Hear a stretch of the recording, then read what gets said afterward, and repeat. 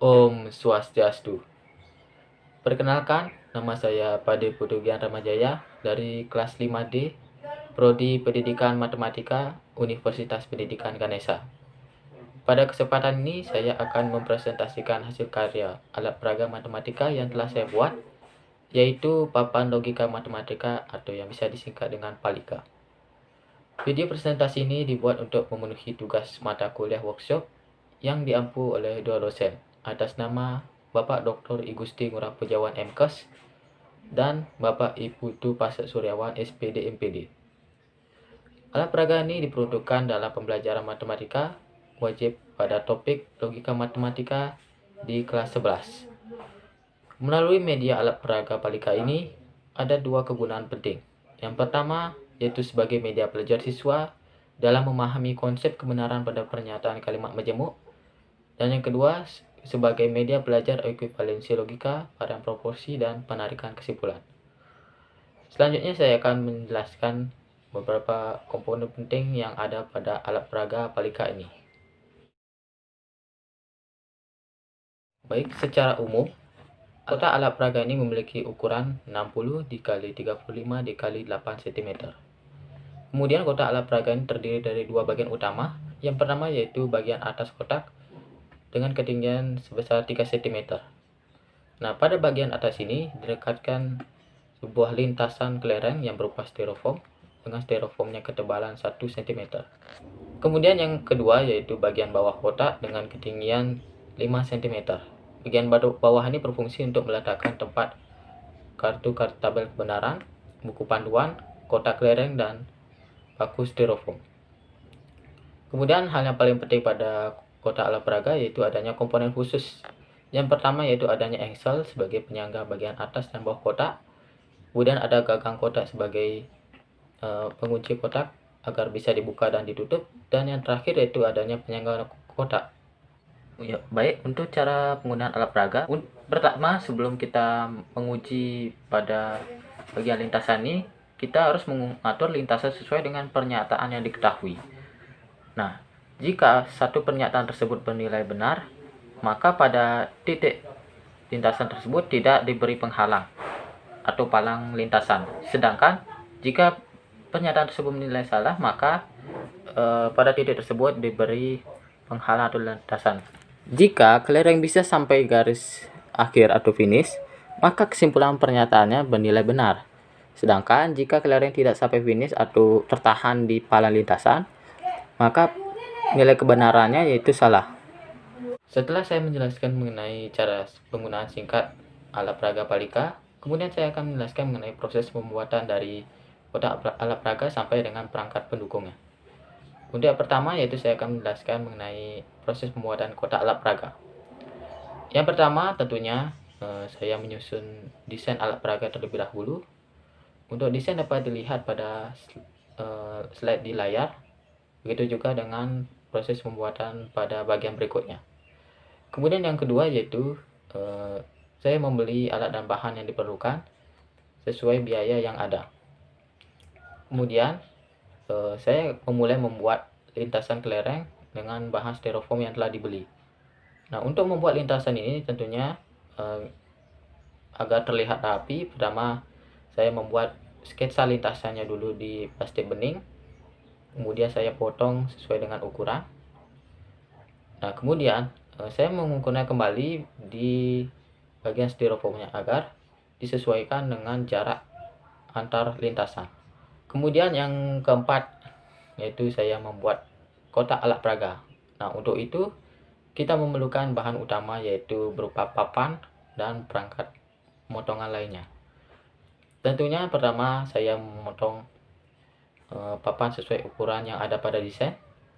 Nah, setelah dipotong tentunya harus diamplas dulu papannya agar pada saat cat lebih rapi.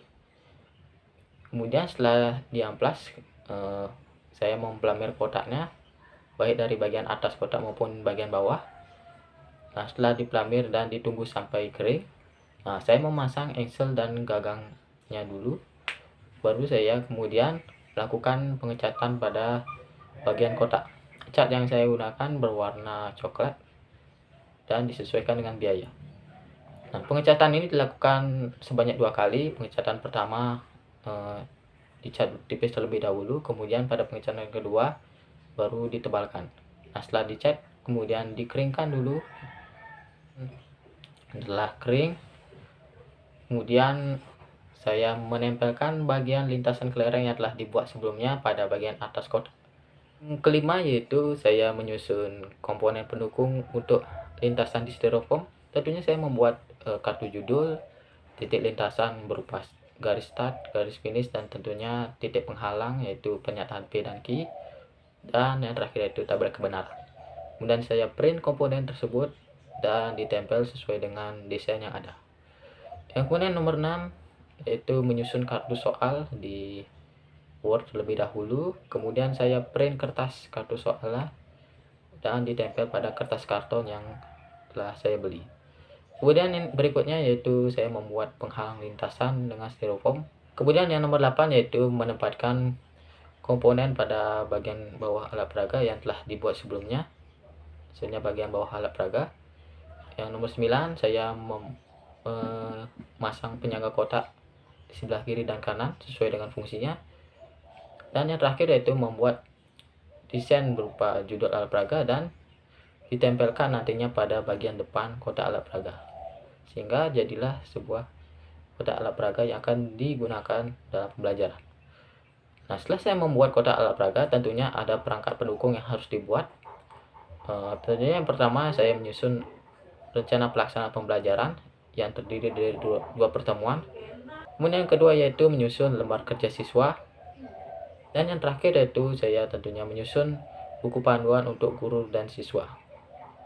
Baik, sekian dari proses pembuatan kotak alat peraga dan perangkat pendukung.